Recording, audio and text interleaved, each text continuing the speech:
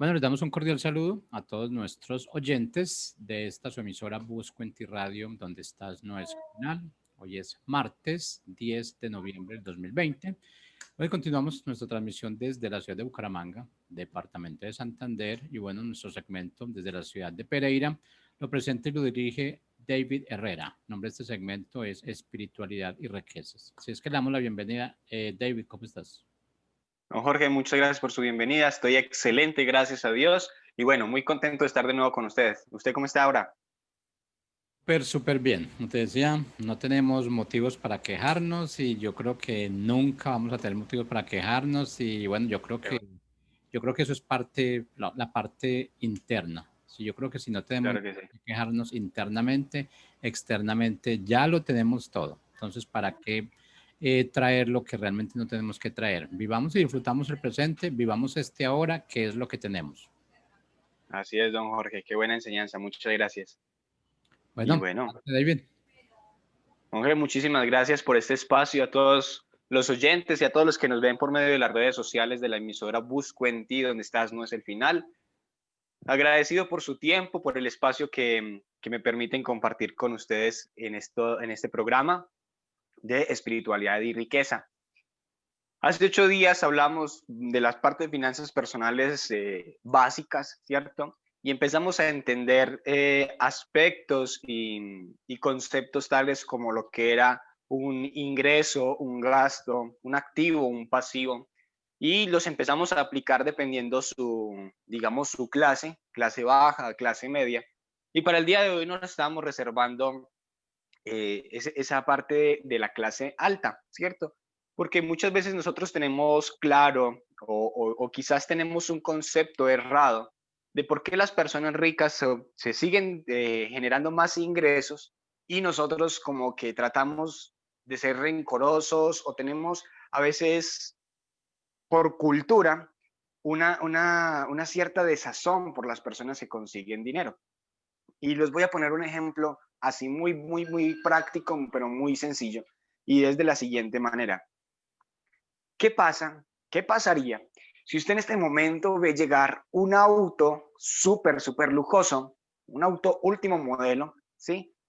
Y del lado derecho se baja una muchacha hermosa, una modelo espectacular, alta, 90, 60, 90, ¿sí? Pero del otro lado del vehículo se baja un señor de edad, gordito y pues no muy presentable que digamos. ¿Qué es lo que se le viene a la mente primero? Esa mujer, ¿qué estaba haciendo?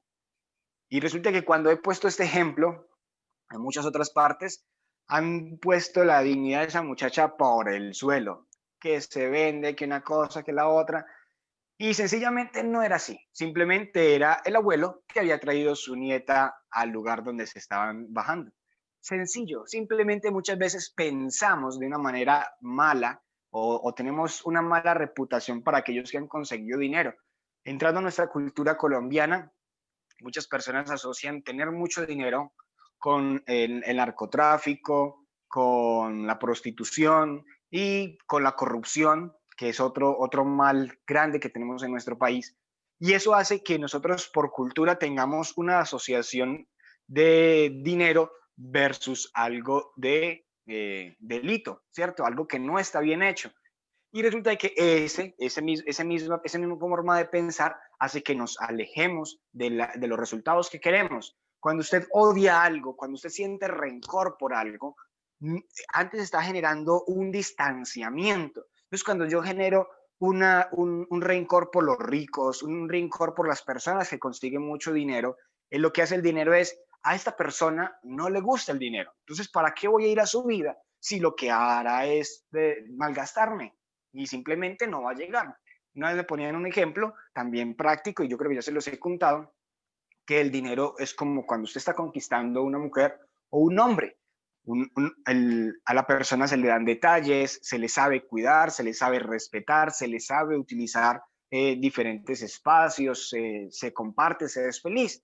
Y cuando tenemos esa relación con el dinero, se sabe cuidar, se sabe utilizar, se sabe compartir, ahí el dinero se queda porque se siente bien. Cuando no es así, pasa como cuando hay una pelea de parejas, simplemente se van, se disparan y hasta ahí llegamos. Entonces lo mismo sucede con esta relación del dinero.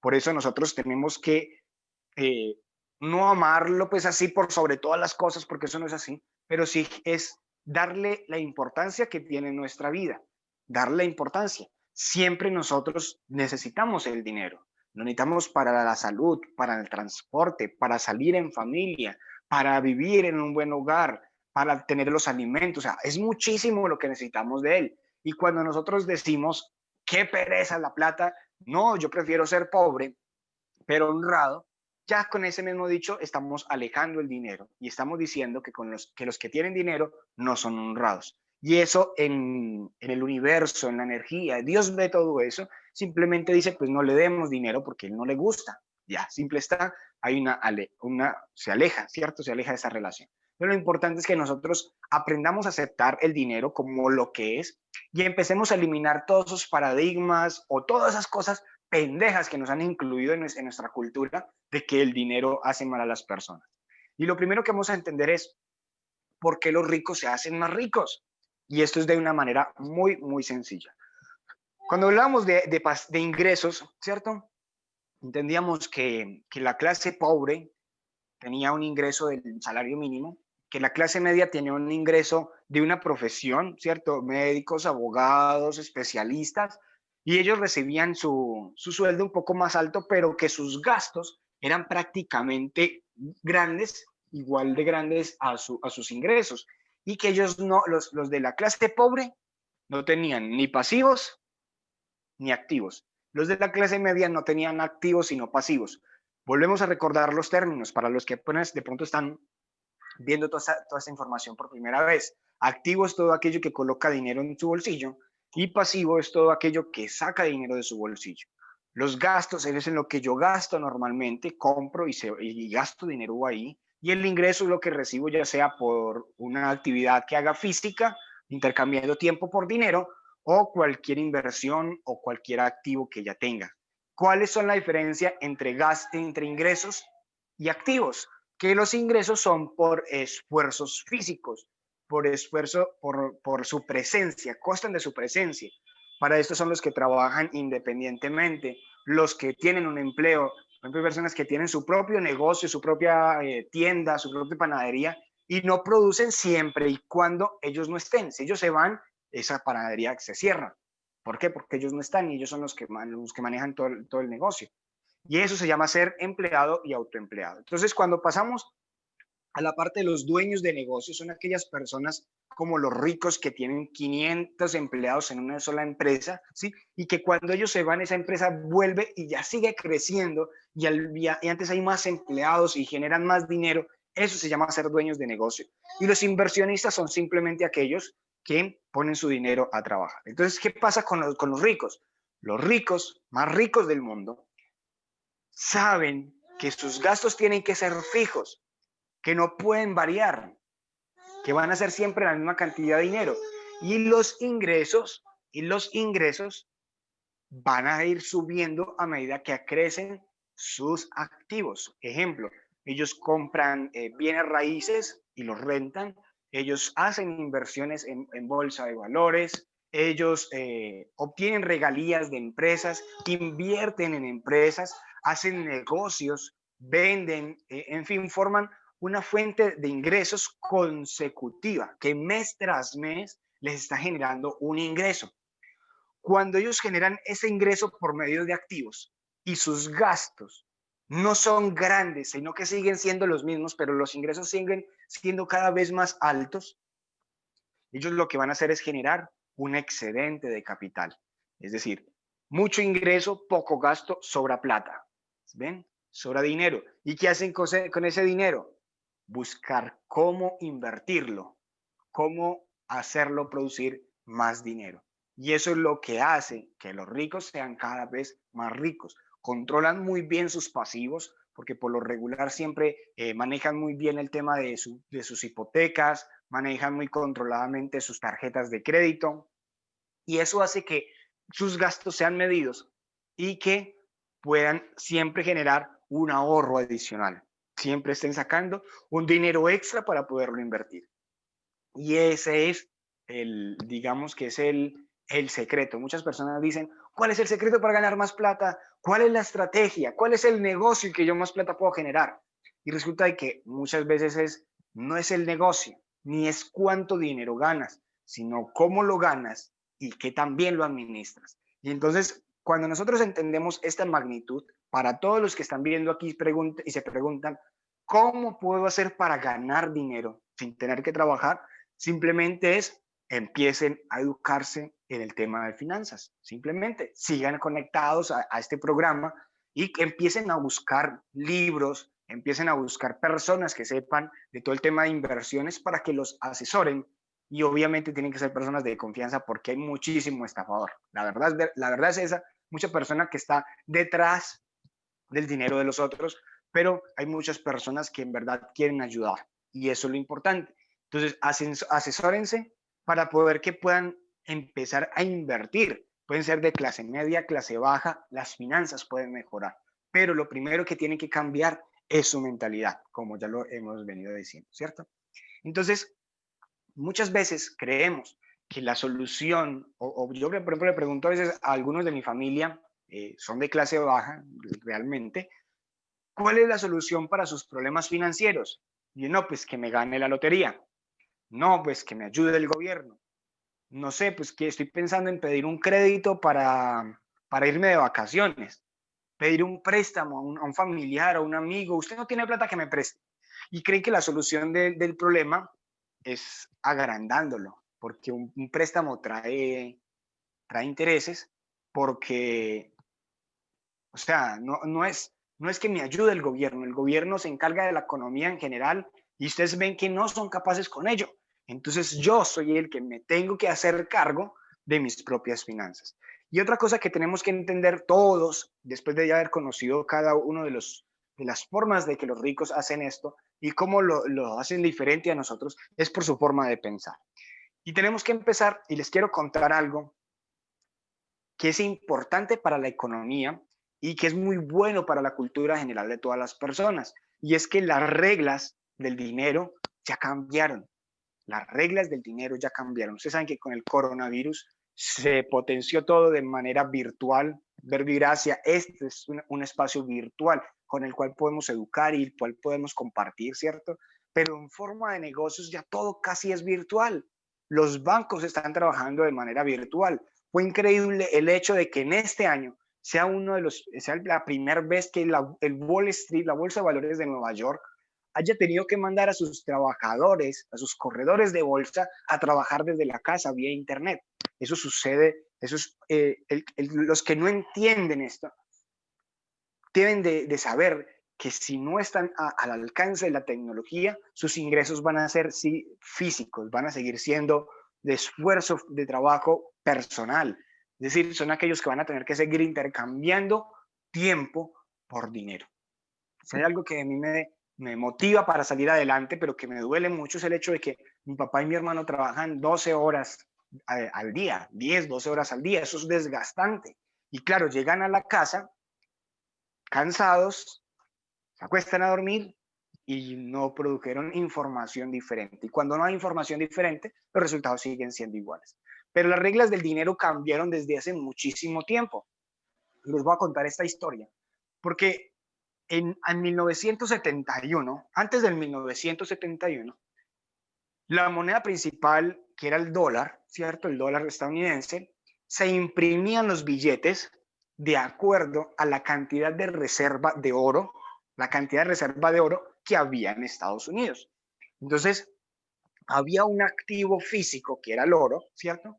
Que respaldaba la impresión de ese dinero y que no se podía imprimir más del que había en las reservas. Entonces, si por ejemplo iban a hacer una transacción, una transferencia entre Estados Unidos e Inglaterra, pues tenían que transportar el oro físico. Digamos, Estados Unidos compraba X cantidad de bienes a Inglaterra, entonces transportaban de una manera segura el oro hasta Inglaterra para poder hacer efectiva la transferencia.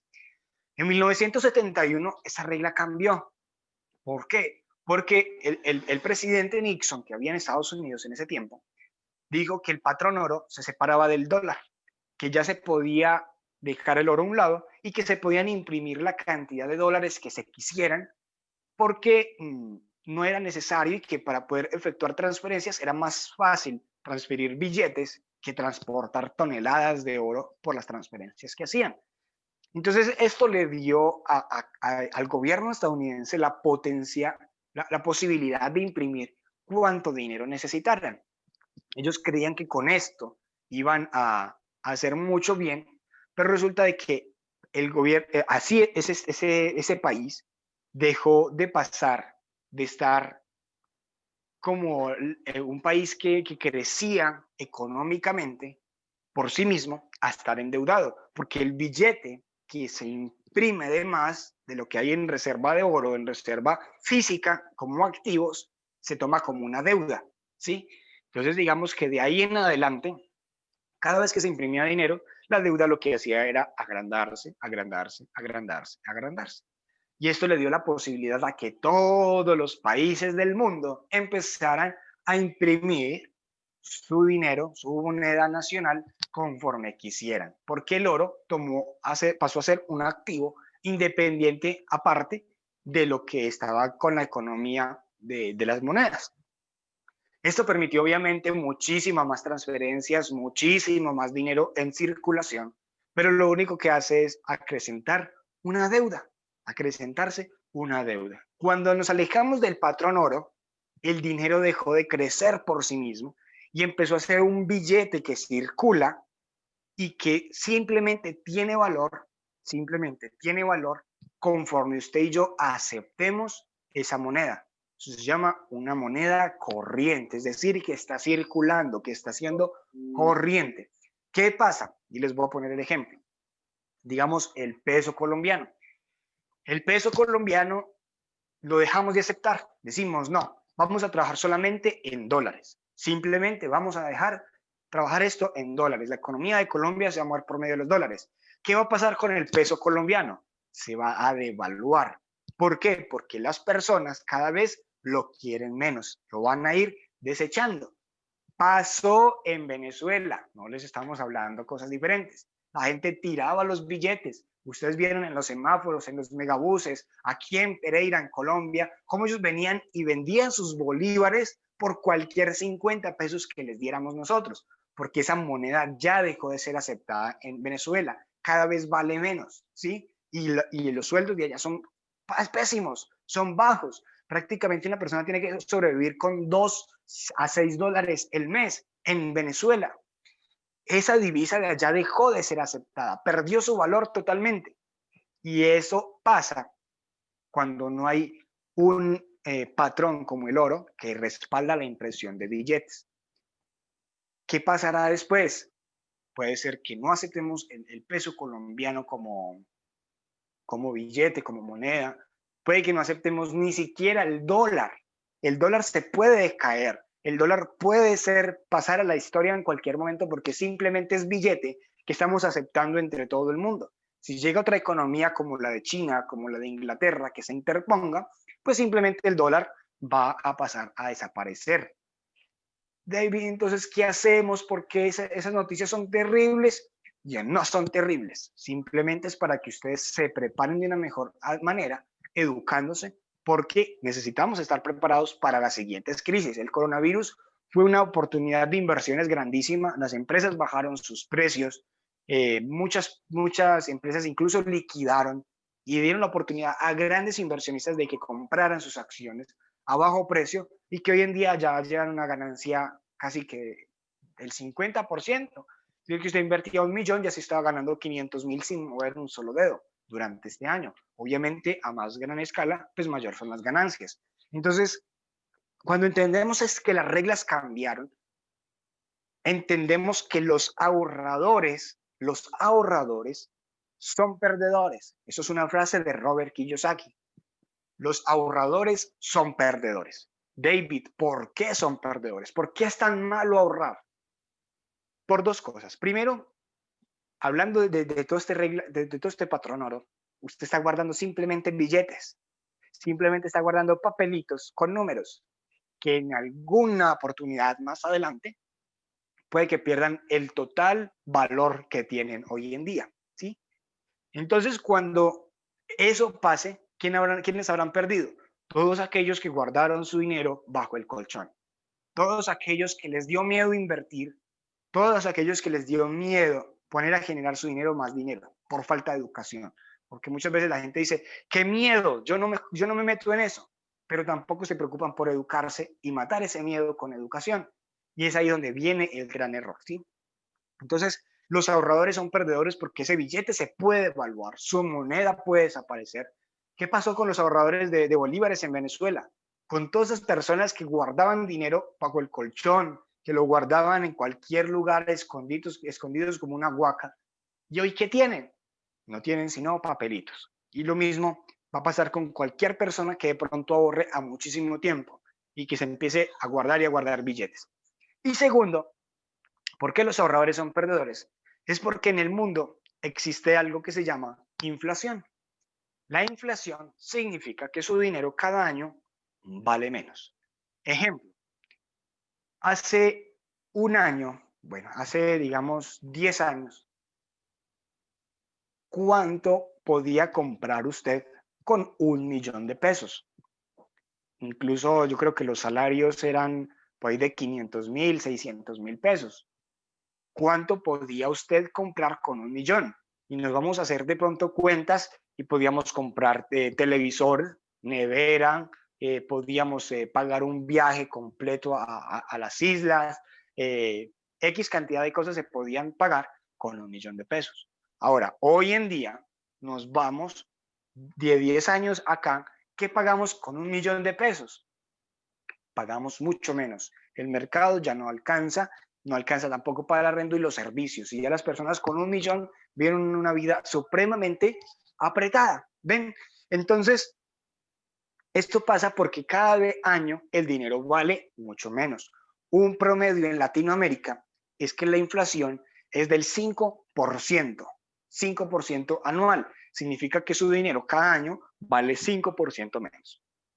Digamos que ustedes guardan y logran recoger 10 millones de pesos, 10 millones de pesos, y los guardan que para la vejez, cuando me vaya a retirar, pues estos 10 millones me van a empezar a servir, ¿sí? Y yo miren que los gasto cuando ya esté pensionado. Resulta que de aquí a que lleguemos a esa situación, ese dinero va a ir valiendo 5% menos cada año. Si yo lo dejo 5 años, 5 por 5, 25%, en 5 años va a valer 25% menos. No significa que usted no siga teniendo los mismos 10 millones, pero va a comprar un 25% menos de lo que podía comprar hoy. Ay, David, entonces usted nos está diciendo que es mejor que nos gastemos la plata. No, no, no, no, no, no. Lo que les estoy diciendo es que ahorrar y guardar es mal negocio. Tienen que ahorrar para invertir, ahorrar para poner ese dinero a producir. Y es aquí donde esa inflación, si nosotros no entendemos este término tan común, ustedes cada año ven que sube el pasaje, cada año ven que suben los productos domésticos, cada año ve que sube el mercado, cada año ve que usted sube todo, todos los años suben las cosas. Eso es producto de la inflación, porque usted tiene que pagar más por adquirir lo mismo que compraba el año anterior. Y si nosotros ahorramos simplemente esa moneda, como pasó en Venezuela, deja de ser aceptada y pierde su valor, o quizás la inflación sea tan alta que no alcance a comprar nada, no alcance a comprar lo suficiente. Y eso no está pasando solo en Venezuela. Vemos casos increíbles como en Argentina, también está pasando esto. Sucesos como en Chile, si estuvieran las revueltas y todo lo que pasó en las noticias, hace parte de un problema económico. No es solamente por el socialismo y por las ideas y por defender, eso es fachada. Hay un problema económico que está por debajo, esa moneda se está devaluando y seguramente como Argentina, como Chile, puedan pasar lo que Venezuela y Colombia puede que le pase igualmente. Entonces, no estamos exentos de eso. ¿Qué sucede? Tenemos que tener la suficiente inteligencia financiera para volvernos como los ricos, que estemos generando fuentes que nos den ingresos mensuales, ¿sí? Ahora, los ricos que guardan su dinero ellos lo invierten de manera que puedan superar la inflación. Hay personas, y yo que he estado estudiando todo el tema de finanzas, ganan muchísimos millones de dólares y ellos lo que hacen es invertirlo y que ganen por encima de la inflación. A ellos les interesa que el dinero suyo se multiplique un 10% anual. Es uno de los ejemplos que nosotros trabajamos en portafolios o en inversiones a gran escala, obviamente en las bolsas de valores, especialmente las de Estados Unidos. Los ricos más ricos simplemente quieren que su dinero esté por encima de la inflación, que puedan sobrevivir, que ese dinero que guardaron, que invirtieron, no pierda valor, sino que antes esté siempre cada año en la misma posición. Si yo me reúno 10 millones de pesos y cada año me dan un 10%, significa que yo estoy ganándole un poquito más a lo que es la inflación. Y eso permite que ese dinero no se devalúe, que no pierda valor, que se siga. Ya obviamente no estamos exentos de que la moneda no pierda su valor, ¿cierto? Como lo explicaba, pero usted por lo menos ya está combatiendo un problema que es la inflación. ¿Ven? Entonces, eso es supremamente importante que ustedes lo sepan, que lo que tienen ahorrado lo inviertan primero en educación, ¿cierto? Primero en saber cómo funciona, en qué puedo invertir, con quién me puedo asesorar, pero que sea de confianza para poder que ese dinero en verdad se pueda sostener a lo largo del tiempo y qué bueno que podamos tener suficiente al final de nuestra vida, cuando ya no seamos útiles para la sociedad, porque para nosotros es común que nosotros a los 65, 60, 65 años ya nos están desechando por medio de las pensiones, ya salga que usted ya no nos sirve, y si ustedes van al plano laboral, una persona de 30 años ya está luchando por conseguir trabajo, está luchando para que le acepten su hoja de vida, y qué decir de los que tienen muchísima más edad. Entonces, son realidades, son situaciones que están pasando y que si nosotros no nos hacemos conscientes, si nosotros no nos educamos, pues que las crisis que puedan venir, porque cada 10 años aproximadamente hay una crisis. En el 2008 fue la crisis inmobiliaria en Estados Unidos y ahorita en el 2020, casi 12 años, vuelve a haber una crisis mundial. En el 2000 hubo otra crisis. En el 1900, creo que en 1991, por ahí hubo otra crisis. 1971 hubo otra crisis. Entonces, cada temporada, cada década, por lo regular, hay una crisis. ¿Cómo vamos a afrontar nuestra próxima crisis? ¿En qué posición vamos a estar? Y qué bueno que nosotros podamos tener la suficiente educación, la suficiente capacidad de saber dónde invertir, cómo hacerlo, para que mi dinero, en vez de perderse, esfumarse, antes se duplique, se incremente. Y eso es lo que hacen los ricos, eso es lo que hacen las personas con inteligencia financiera, porque ellos saben resolver los problemas financieros básicos. Ellos saben distribuir sus ingresos, saben calcular y no desmedirse con sus pasivos, con sus tarjetas de crédito, con sus préstamos, con sus lujos. Poco a poco van consiguiendo cosas a medida que van creciendo. Pero obviamente eso se da con inteligencia financiera. Entonces, cuando nosotros aprendamos a resolver problemas financieros básicos, como manejar nuestro sueldo o manejar nuestros ingresos de autoempleado, y empecemos a generar excedentes de capital, o sea, que nos vaya sobrando dinero, que podamos hacer algo diferente con él, las cosas van a cambiar. Las cosas van a cambiar. Por ejemplo, a los que invertimos en Bitcoin, esta semana pasada tuvo una subida espectacular y todos ganamos, sin mover un solo dedo, simplemente porque supimos invertir, teníamos la información correcta para invertir en el momento correcto y pues obviamente generamos una ganancia.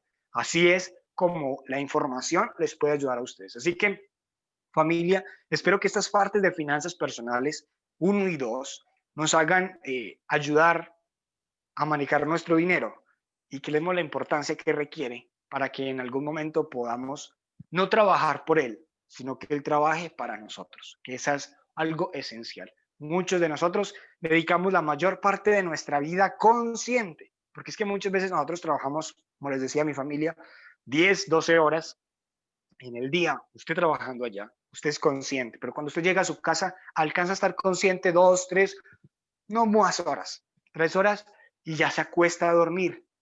Y ese tiempo no es consciente. Es decir, que ese tiempo usted no lo está aprovechando con sus seres queridos, con su esposa, con sus hijos, con sus padres, con los que comparta, sino que está haciendo un tiempo que se está perdiendo. Entonces, no trabajemos por dinero, porque eso nos ha costado a nosotros la vejez.